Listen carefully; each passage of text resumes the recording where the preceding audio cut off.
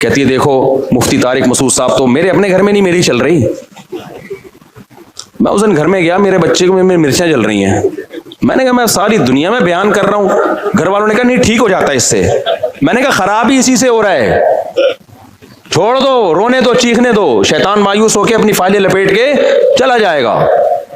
जब शैतान देखता है ना यार इस पे तो कोई असर ही नहीं हो रहा, तो शैतान एक ही बच्चे पे थोड़ी फोकस करता है, कहता है यार किसी और को जाके चुटकी मारो, इनके माँ बाप पे असर नहीं हो रहा। तो जो मज़ारों पे जाके ठीक होते हैं, बीमार रहे छोड़ दे मज़ारों पे जाना, थोड़े दिनों में खुद ब खुद ठीक हो। ये होता है। मैं आपको एक वाकया सुनाता हूँ, उससे समझ में आएगा। हम एक गांव में गए, वहां सारे बिदती लोग रहते थे ना, तो वहां एक कब्र थी किसी बुजुर्ग की। अच्छा, उस कब्र के करीब जाके लेटो, लोग कहते थे ये बुजुर्ग लात मारते हैं और बंदा लुढ़कता हुआ कब्रिस्तान की दीवार से जाके लगता है। वाकई होता था ऐसे। बुजुर्ग तो लात नहीं मारते थे लेकिन होता था।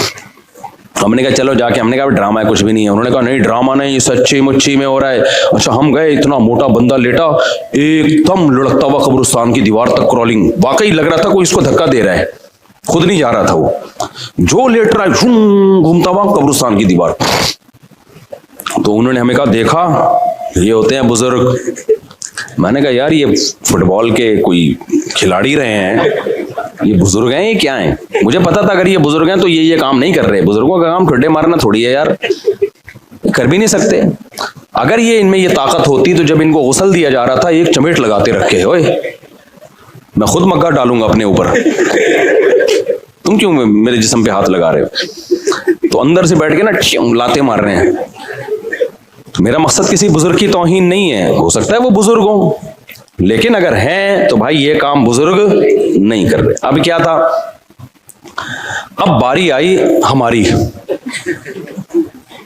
अच्छा, मेरे साथ एक और मौलाना थे, बहुत छोटा कद था उनका, दुबले पतले। उनका नाम ही हमने मुल्ला मुख्तसर रखा हुआ था, यानी मेरे दोस्त थे पुराने। लेकिन जितने दुबले तलबा तो आपको पता है शरारती होते हैं ना, तो हमने उनका नाम रखा हुआ था मौलाना मुख्तसर। जैसे एक मौलाना थे हमारे मदरसे में, अब्दुल बाकी नाम था उनका, वो भी छोटे से दुबले से। एक कारी साहब के साथ उन्होंने तजवीद ठीक करना शुरू कर दी। वो कारी हो तो चिखवाते हैं, आपको पता है। वो कारी इतना जोर जोर से हा बोलो हा आइन, इतनी चिखवा रहे हैं। हमारे एक तालिब इल्म ने कहा यार मौलाना अब्दुल बाकी थोड़े से बाकी रह गए हैं, इनको मजीद खत्म ना करो। वाकई एक तो वैसे ही छोटे से, तो उन्होंने कहा अब्दुल बाकी मजीद थोड़े से बाकी रह गए यार, इतना जोर ना लगाओ। तो वो इतना पतला सा तालिब इल्म था, उनका नाम था मौलाना मुल्ला मुख्तसर कहते थे हम उनको। अब क्या हुआ है कि मैं जाके लेटा, मैं लेटा तो कोई लुढ़की नहीं आ रही। उन्होंने कहा ऐसे करो अपनी आंखें बंद कर लो, ये हाथ यूं रख लो। हमने हाथ यूं रखा, फिर भी नहीं हो रहा कुछ। उन्होंने कहा सूरह फातिहा पढ़ो। मैंने सूरह फातिहा पढ़ी, फिर भी नहीं हो रहा। सूरह इखलास, सूरह फलक, सूरह नास सब कुछ पढ़ लिया। उन्होंने कहा अच्छा एक दफा खुद थोड़ा सा मूव करो।